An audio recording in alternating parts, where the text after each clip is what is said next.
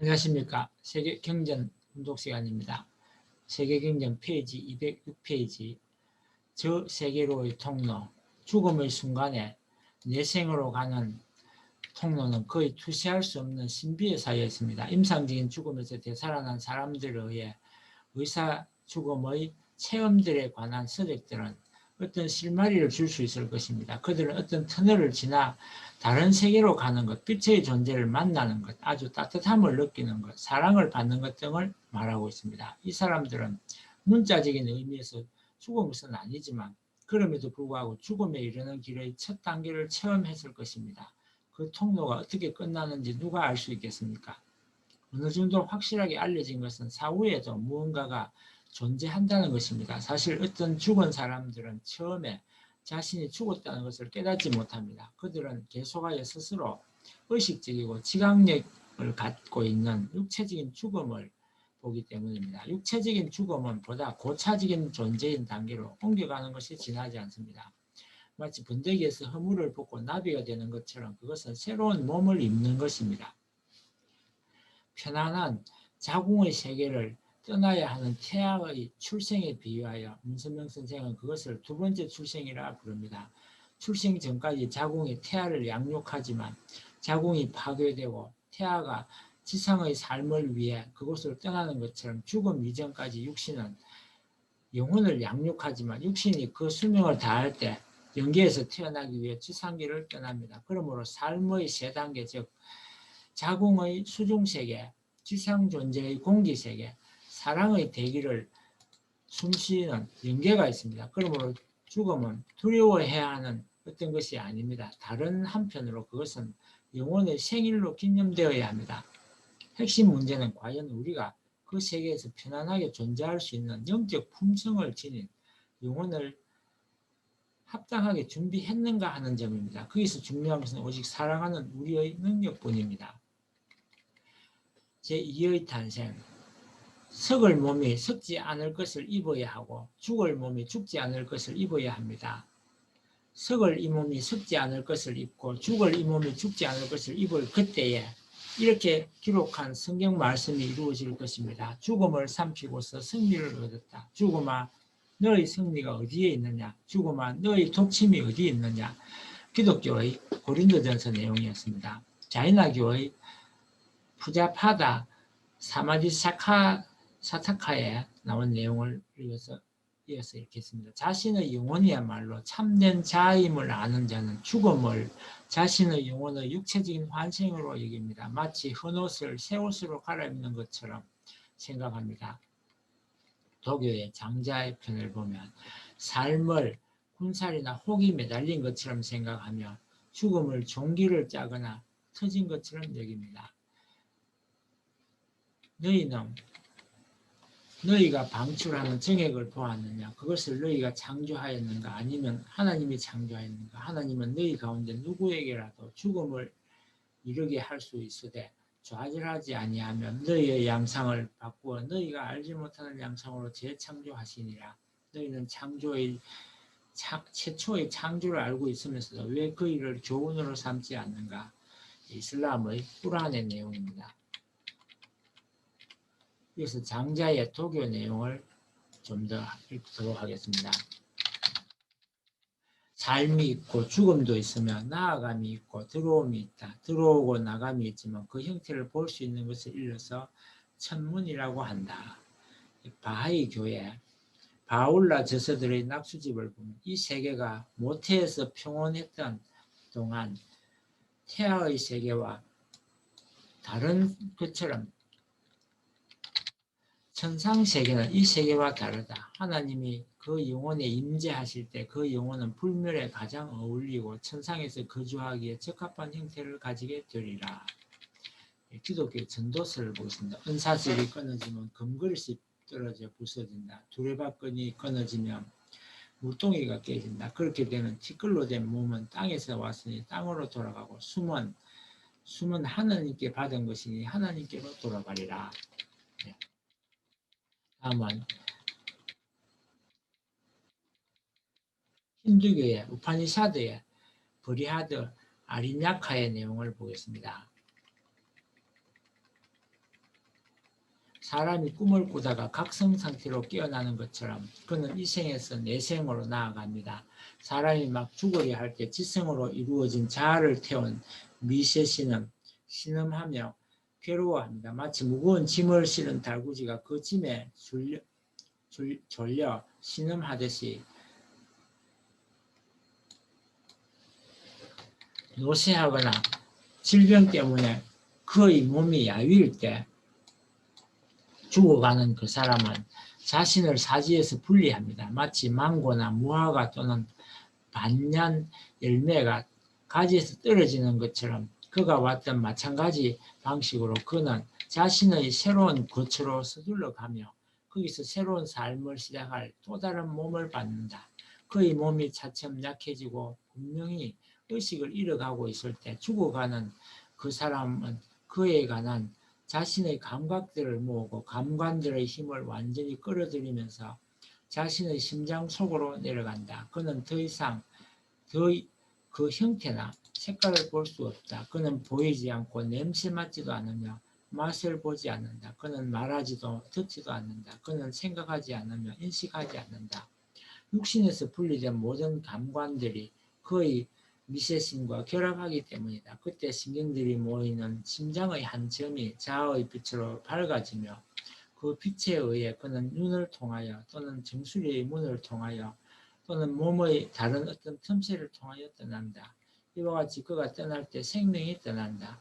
생명이 떠날 때 활력의 모든 기능들이 떠난다. 생명이 떠날 때 활력의 모든 기능들이 자아는 의식적인 생태로 남으며 죽어가는 그는 자신의 거소로 간다. 이 생에서 한 행위들과 그들이 남긴 잠재 인상들이 그를 따라간다. 한 풀잎 끝에 도달한 자벌레가 다른 하나의 풀잎을 자신에게로 끌어당기는 것처럼 의식 없는 몸을 떠난 자아는 다른 한 몸을 자신에게로 끌어당긴다. 금 세공장이가 오래된 금 장신구를 녹이고 두드려서 보다 새롭고 아름다운 다른 장신구를 만드는 것처럼 몸을 버리고 그것을 의식 없는 상태로 남겨준 자아는 새롭고 더 나은 형태, 즉 조상들의 형태, 천계, 약사들의 형태, 신들의 형태 또는 천계나 지상의 다른 형태로 취한다. 다음 말씀 선집을 이어서 읽어보도록 하겠습니다. 나도 하나님 닮고 싶고 하나님도 내가 하나님의 아들, 딸이라면 닮게 하고 싶다는 관념을 갖는 것은 필연적입니다. 그러니 나는 하나님을 닮고 싶고 하나님은 나를 데려가고 싶은 것입니다. 이것을 가능케 할 수 있는 길을 모색할 것입니다. 그래서 사람은 다시 하나님과 닮을 수 있는 체를 입고 태어나야 됩니다. 그렇게 태어나는 나를 하나님도 고대할 것이고 인간도 고대할 것입니다. 그런 사람으로 태어나는 나를 하나님도 고대할 것이고 인간도 고대할 것입니다. 그런 사람으로 태어나는 날이 필요합니다. 그것이 무엇입니까? 죽음입니다. 그러면 인간은 죽음을 환영해야 되겠느냐? 환영하지 말아야 되겠느냐? 환영해야 됩니다. 죽는데 무엇 때문에 죽을 것이냐 할 때 하나님의 참 사랑을 위해서 죽겠다 해야 됩니다. 그러므로 육신을 벗는 것은 무한한 하나님의 사랑의 활동권에 내가 동참하기 위해서요. 하나님의 사랑의 세계를 위해서입니다. 하나님의 사랑 가운데 태어나는 것이 죽는 것인데 인간 세계에서는 아이고 죽는다 하고 야단하는 것입니다. 제한된 사랑권 내에서 무제한의 사랑권 내로 돌입할 수 있는 기쁨을 맞을 수 있는 순간이 죽는 순간입니다. 그러므로 죽는 순간이 제2의 출생의 순간입니다. 그렇다면 하나님이 여러분들의 육신이 난 나를 기뻐하겠습니까? 제2의 무한세계의 사랑을 위해 기뻐하겠습니까? 제2의 무한세계의 사랑을 위해서 활동할 아들로 태어나는 그 시간을 위해서 활동할 아들로 태어난 그 시간을 기뻐하겠습니까? 제2의 무한세계의 사랑을 위해서 활동할 아들로 태어나는 그 시간을 기뻐하겠습니까? 왜 이런 이야기를 하느냐? 여러분들이 죽음의 공포에서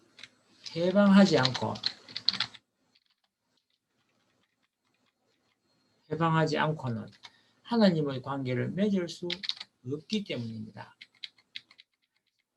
사람은 소생, 장성, 완성 시대를 거칩니다. 복중 물세계, 지상 지구성 세계, 천상 공중 세계에서 삽니다.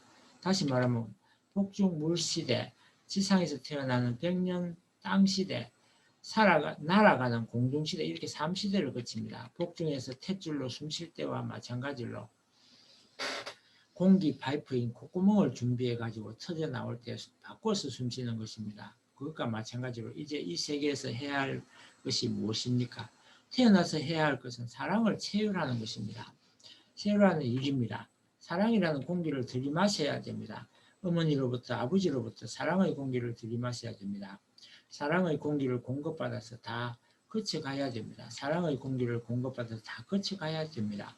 한 가정에 아기로 태어났다가 4인 커브와 마찬가지로 올라갔으면 다 꺼져가는 것입니다. 아기로 태어났다가 커서 그 다음에는 분해되어 가는 것입니다. 아기로 태어났다가 아기로 돌아가는 것입니다. 그렇게 될 때 어떻게 되느냐? 제2 복중 세계를 차버리고 제3 사랑의 호흡기관에 연결되어야 된다는 것입니다. 부모의 사랑, 형제의 사랑을 차버리고 대우주의 하나님 본체화한 사랑의 세계로 들어갑니다. 영계는 사랑의 공기입니다. 사랑의 공기로 꽉 찼습니다. 그렇기 때문에 여러분은 지금 이 지상세계에서 사랑의 숨을 쉴 수 있는 파이프 장치를 해야 된다는 것입니다. 그래서 영계의 체험이 필요하고 영적 사랑을 느낄 수 있고 호흡할 수 있는 사람이 되어야 죽지 않는다는 것입니다. 여러분들이 어머니 복중에서 나올 때 얼마나 힘들었다는 것을 기억하고 있습니까? 하나님은 왜 아기를 낳을 때 이렇게 낳게 했을까요? 그저 쉽게 말하듯 쉽게 맛있는 음식을 먹듯 쉽게 향수 냄새가 나듯 쉽게 그저 좋아서 입을 벌리고 하하하 하고 아기를 낳게 하고 땀을 흘리며 죽는다 산다 하는 경계에 서서 낳게 했습니까? 빛나는 사랑을 보기 위해서입니다. 여러분들이 태어날 때 얼마나 힘들었습니까? 사랑의 보따리가 태인데 거기에 달린 줄을 다 파탄시키고 차버리고 집어 던지고 끊고 나올 때 어떨까 하고 생각해 보십시오. 그럴 때 나 죽는다, 나 다 파괴되는구나, 나 죽는다 하는 게 불행이 아니라 행복입니다.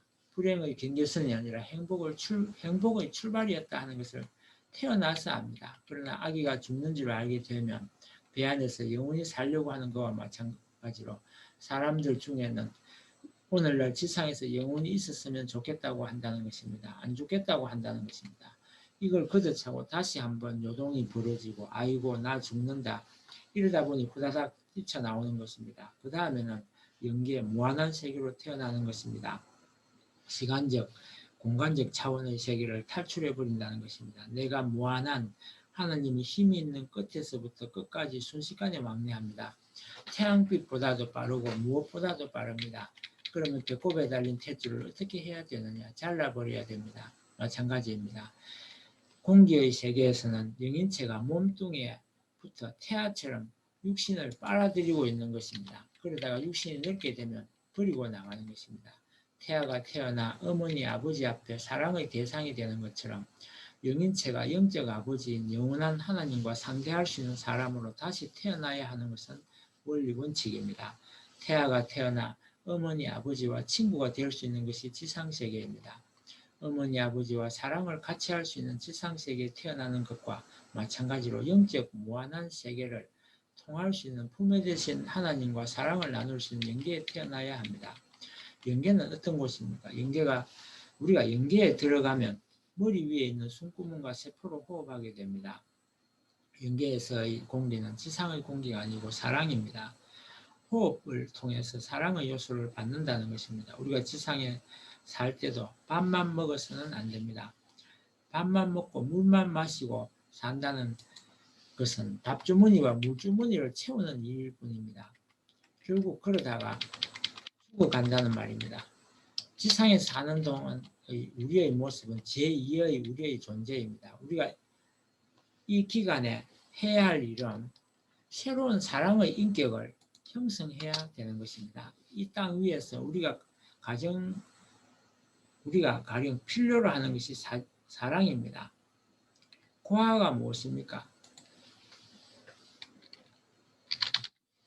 어머니와 아버지의 사랑을 받지 못하는 아이들을 왜 고아라고 부릅니까? 영계와 영원히 연결시킬 수 있는 사랑이 없기 때문입니다. 사랑이 없으면 외로운 것입니다. 그래서 독신으로 사는 사람은 불쌍하다고 합니다. 우리가 죽는다는 것은 제2의 호흡을 하던 육체에 연결된 이 기관을 깨뜨려 버리고 사랑의 요소를 이어받는 것입니다. 그렇기 때문에 우리는 보이지 않는 것입니다. 부모의 사랑, 부부의 사랑, 형제의 사랑, 자녀의 사랑, 이 모든 사랑을 중심 삼고 우리의 내적인 구조가 성장하는 것입니다. 그래서 우리가 하나님의 법칙대로 살 때에만 어린아이가 복중에서 정상적인 아기로 자라는 것과 마찬가지로 우리가 이 땅에서도 잘 성장할 수 있는 것입니다. 그런데 함부로 살아서는 안 된다는 것입니다. 잠자리가 처음에 유충이 되어 물속에서 헤엄치고 다니다가 땅 위에 올라와서는 한동안 기어다닙니다. 그 다음에 훌훌 날아다니며 땅에서 기어다닐 때 먹으리라고 생각지도 못하던 벌레를 잡아먹습니다. 천하를 자기 무대로 삼고 날아다니는 것입니다. 곤충류 가운데는 3단계 세계를 거치는 것이 많습니다. 곤충하게 되면 날개가 있습니다. 곤충도 물에서 육지에서 공중에서 사는데 만물의 영장이라는 우리 인간이 날개가 있느냐? 차원이 높은 날개가 있는 것입니다. 죽음은 제2출생의 복된 관문입니다. 오늘은 여기까지 분독하고 마치겠습니다. 감사합니다.